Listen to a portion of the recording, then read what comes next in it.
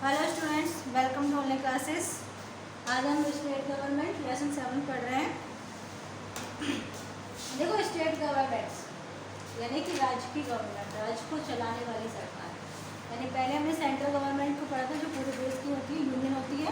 अब आती है स्टेट गवर्नमेंट।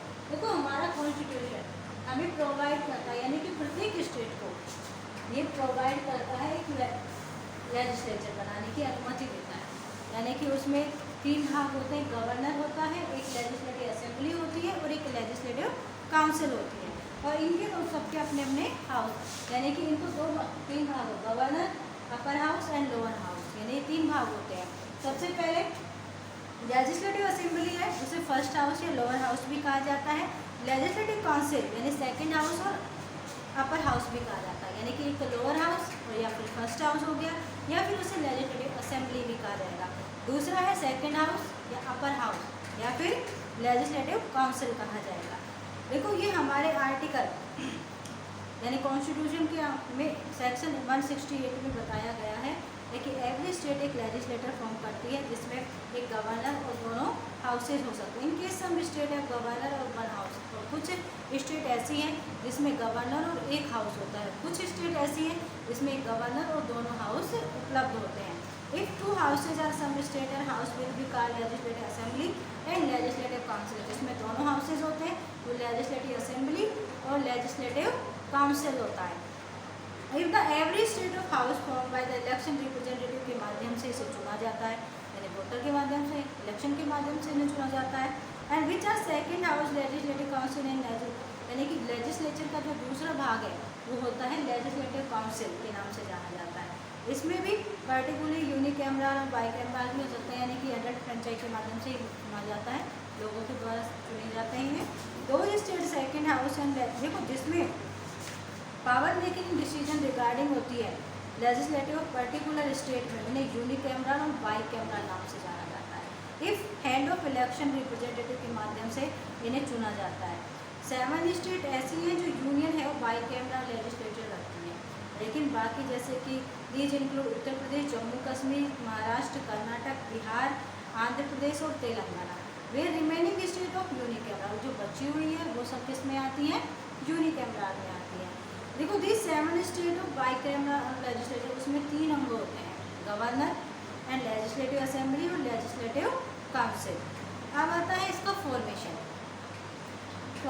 देखो, सबसे पहले नंबर्स ऑफ द मेंबर्स, कितने मेंबर्स होंगे और किसके द्वारा चुने जाते हैं। देखो, हम देखें सेक्शन कॉन्स्टिट्यूशन में हमारे भी सेक्शन 170 में बताया गया है संविधान के अंदर कि मैक्सिमम मेंबर तो 500 हो सकते हैं और मिनिमम मेंबर 60 हो सकते हैं, जिसमें यानी कि 75,000 मेंबर चुना जाता है, एक एवरी मेंबर, प्रत्येक मेंबर, यानी कि जहाँ की पॉपुलेशन कितनी हो 7500 होगी, वहाँ पे एक मेंबर चुना जाएगा। इसमें कुछ रिजर्वेशंस भी दिए जाते हैं, यानी कि according to 95 article amendment of 2009 के अनुसार चले तो reservation seat of scheduled caste and scheduled tribe caste के लिए आरक्षण दिया गया था, जो प्रोवाइड कर दिया जाएगा लेजिस्लेटिव असेंबली टिल जनवरी, यानी कि 2020 की जनवरी को। And after the election of legislative assembly governor related state फिर द एग्लो इंडियन, यानी कि एग्लो इंडियन कम्युनिटी समुदाय से भी एक मेंबर चुना जाता है, जो गवर्नर चुनता है। अब आता है प्रोसीजर ऑफ इलेक्शन। देखो, इलेक्शन जो होता है यूनिवर्सल एडल्ट फ्रेंचाइज के माध्यम से होता है, जिसमें बताया गया था कि 18 या 18 से अबोव ईयर का पर्सन है जो वोट करने का अधिकार रखता है। इसमें ये ज्वाइंट इलेक्शन सिस्टम होता है, जिसमें पीपल सीधे अपनी मेजोरिटी साबित कर देते हैं, यानी कि वोट करने का अधिकार रखते हैं तो वो वोट देते हैं, जो पर्सन जीतता है वही उसका मेंबर बनता है। क्वालिफिकेशन क्या चाहिए एक मेंबर बनने के लिए। देखो, सबसे पहले वो इंडिया का नागरिक होना चाहिए, उसकी एज 25 ईयर होनी चाहिए, या फिर किसी भी गवर्नमेंट जॉब पे या उसे गवर्नमेंट से प्रॉफिट प्राप्त नहीं करता हो, और डिक्लेयर मेंटली या फिर डिफॉल्टर घोषित नहीं किया गया हो किसी को, और पार्लियामेंट्री सिस्टम में उसकी कंडीशन को फुलफिल करता है, यानी कि मेजोरिटी उसके साथ हो। अब आता है मेंबरशिप ऑफ मेंबर, यानी कि मेंबरशिप एक सदस्य को सदस्यता मिलती है, उसे टर्मिनेट भी किया जा सकता है, उसे बनाए भी रखा जाता है। एक person is elect member of both houses, यानी कभी कभी क्या होता है दोनों हाउसेज में एक ही मेंबर को चुन लिया जाता है, तो उसे इस स्थिति में उसे एक मेंबर की एक ही हाउस हाउस की सदस्यता को रखना है, दूसरे हाउस की सदस्यता को उसको टर्मिनेट करना पड़ेगा।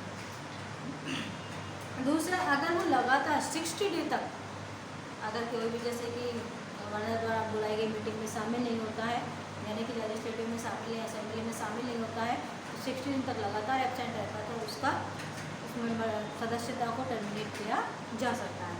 दूसरा, यानी beginning elect every member of any houses person to not are required of qualification, यानी कि मेंबर तो चुन लिया गया पर उसके पास में वो जो रिक्वायरमेंट पहले बताई थी उसकी क्वालिफिकेशन वो उसकी पूरी नहीं है, वो उसी में के तहत सक्षम नहीं है, तो उसे भी उस समय में टर्मिनेट किया जा सकता है।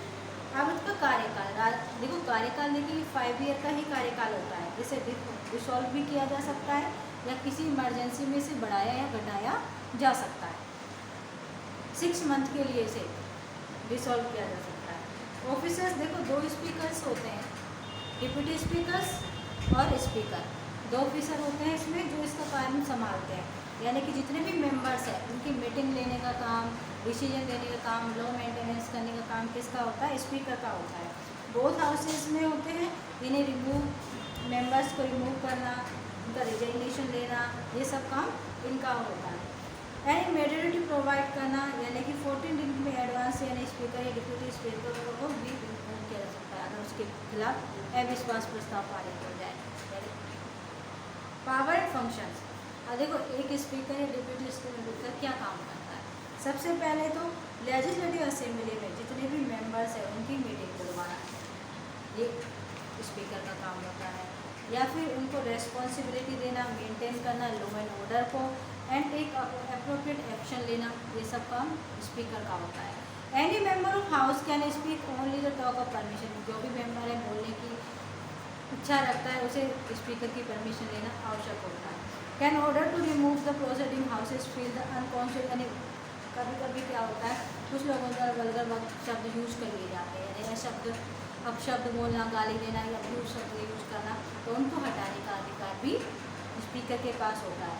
And format proceeding by taking advice of leader, कोई भी फॉर्मेट वगैरह प्रोसीड करना है, लागू करना है तो उसे लीडर्स की एडवाइस से वो स्पीकर ही लागू करता है।